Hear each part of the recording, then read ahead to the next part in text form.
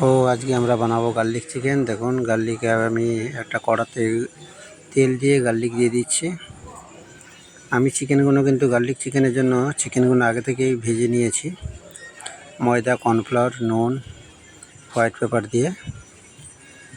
আচ্ছা, এতে একটু তেল দিলাম আমরা।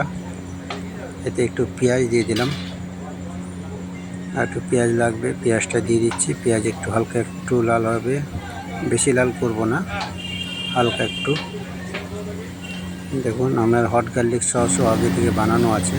একটুখানি ভিনেগার অ্যাড করলাম আর টমেটো সস অ্যাড করছি।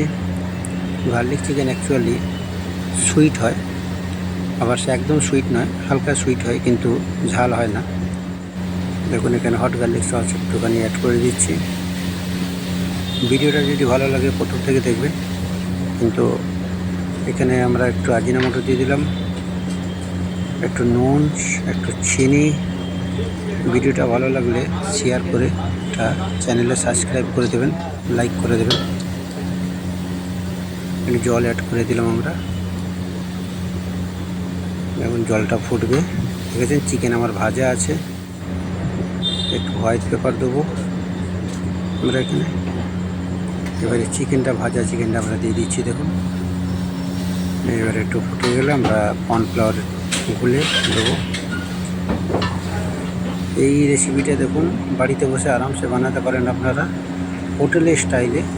দেখুন আমরা কর্নফ্লাওয়ারটা এবারে দিয়ে দিচ্ছি। জলটা ফুটে এসছে, কর্নফ্লাওয়ার দিয়ে দিচ্ছি গ্রেভিটা একটু টাইট করার জন্য।